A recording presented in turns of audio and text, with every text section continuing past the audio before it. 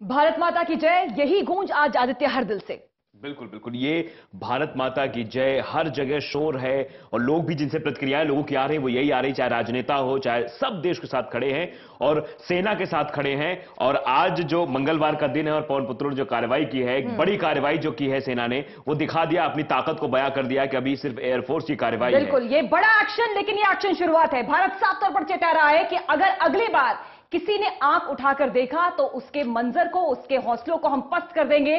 भारतीय सेना अपने दमखम से, अपने शौर्य से विश्व में जानी जाती है और एक बार फिर से सेना ने दिखा दिया कि उसके पास अद्वितीय, अकल्पनीय और अतुलनीय शक्ति है। आदित्य, बिल्कुल, सेना ने यह दर्शाया भी है और यह बताया भी है, चेताया भी है पाकिस्तान को भी कि जो आतंकियों को पनाह दे रहे हो। और साफ तौर पर जो जम्मू कश्मीर में जो विद्वेष की भावना युवाओं के अंदर फैलाई जाती है कि जिस तरह से उनको पत्थरबाजी में शामिल किया जाता है। जब पुलवामा हमला हुआ उसके बाद जब सेना अलर्ट पर थी तब भी पत्थरबाजी की खबरें और तस्वीरें देखने को आई। तो जिस तरह से वहां है वहां पर भी कुछ अंकुश लगेगा, क्योंकि आतंकवादियों पर जब नकेल कसी जाएगी तो पाकिस्तान भी सहमेगा। और जो बेरोजगारी में जो युवा इधर उधर भटक जाते हैं, जो पत्थरबाजी में सम्मिलित हो जाते हैं, उनके ऊपर भी असर पड़ेगा इसका। बिल्कुल, सीसीएस की बैठक कुछ देर पहले हुई और 11:30 बजे प्रेस कॉन्फ्रेंस भी होगी और इस पूरी स्ट्रैटेजी, इस स्ट्राइक की जानकारी शायद रखी जाए मीडिया के सामने, क्योंकि देश जानना चाहता है कि किस तरह से भारतीय सेना ने इस स्ट्रैटेजी को अंजाम दिया। ललित नारायण कांडपाल जुड़े हैं लगातार हमारे साथ। ललित, अपडेट आपके पास, हम जानना चाहेंगे। 11:30 बजे प्रेस कॉन्फ्रेंस होनी है, देश भर की निगाहें इस प्रेस कॉन्फ्रेंस पर।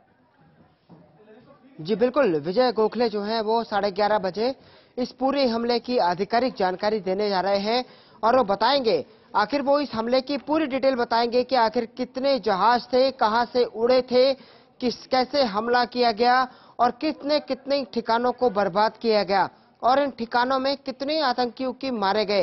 यानी ये सारी जानकारी जो है एक तरह से आधिकारिक तौर पर 11:30 बजे आएगी। अब से केवल 10 मिनट का समय बचा है। 10 मिनट बाद जो है भारतीय विदेश मंत्रालय प्रेस कॉन्फ्रेंस करने जा रहा है। सीसीएस की बैठक हुई थी, माना यह जा रहा है कि निर्मला सीतारमण भी प्रेस कॉन्फ्रेंस कर सकती हैं। तो कुल मिलाकर जो है भारत की ओर से जो बड़ी एयर स्ट्राइक हुई है, उस एयर स्ट्राइक का एक तरह से आधिकारिक तौर पर ऐलान किया जाएगा। पिछली बार हम जानते हैं कि जिस तरह से सर्जिकल स्ट्राइक हुआ था, उस वक्त के तत्कालीन डीजीएमओ ने इस पूरे ऑपरेशन की जानकारी दी थी।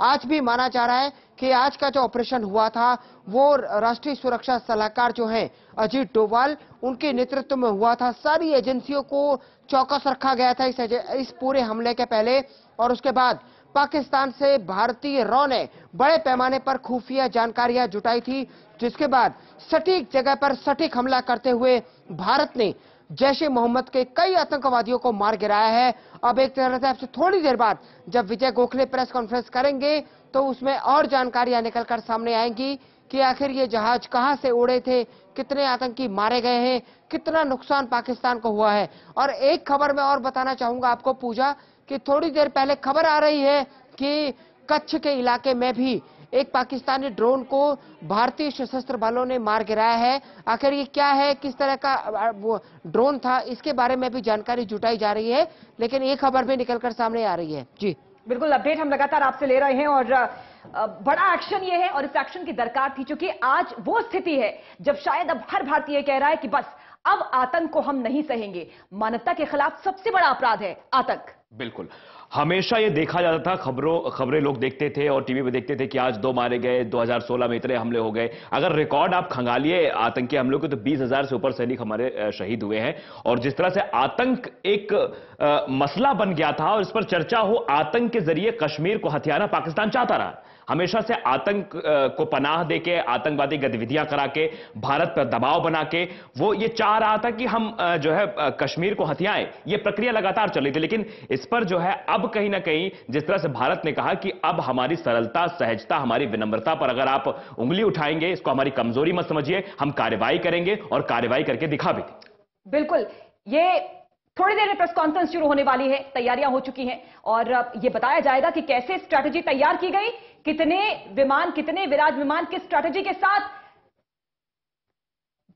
पहुंचे और बड़ा एक्शन किया गया। तस्वीरें आप तक पहुंचा रहे हैं विदेश सचिव, कुछ ही देर में प्रेस कॉन्फ्रेंस करने वाले। पूरा देश जानना चाहता है कि आखिरकार हमारे 40 जवान जो शहीद हुए थे, उनकी शहादत, उनके बलिदान को कैसे इंसाफ उन्हें मिला है, कैसे भारतीय सेना ने इतना बड़ा एक्शन लिया। और यह एक्शन तो बस शुरुआत है, भारत ने चेता दिया है कि बस अब और नहीं। प्रेस कॉन्फ्रेंस विदेश मंत्रालय में कुछ ही देर में, पूरा मीडिया मौजूद है और जन जन की नजरें इस प्रेस कॉन्फ्रेंस पर, क्योंकि एक उबाल था, एक आक्रोश था। पुलवामा अटैक के बाद हम चाहते थे कि हमारे जो शहीद हुए हैं, जो हमारे शहीद जवान हैं, उनकी शहादत का बदला लिया जाए। केंद्र सरकार लगातार यह कहती रही कि हमने भारतीय सेना को खुली छूट दी है, समय, तारीख, मौका सेना तय करेगी और स्ट्राइक करेगी। और वही हुआ। आज सुबह 3:30 बजे तकरीबन 21 मिनट तक लगातार बॉम्बार्डिंग हुई। हमारे 12 मिराज विमान उड़े और जैश के ठिकानों को नेस्तनाबूद कर दिया। खबर यह भी है कि तकरीबन 200 से 300 आतंकी ढेर हो गए। जैश का कंट्रोल रूम तबाह कर दिया। तकरीबन 500 एकड़ में यह पूरा जैश का ठिकाना, आतंक का अड्डा फैला हुआ था, जहां पर ट्रेनिंग कैंप था, आतंकियों को पनाह दी जा रही थी, उन्हें पाला पोसा जाता था और वहीं से आतंक का आका भारत को खराब नजरों से हमेशा देखता रहा और आतंक का अड्डा वो खत्म हो चुका है। भारतीय सेना ने वो शौर्य दिखाया है।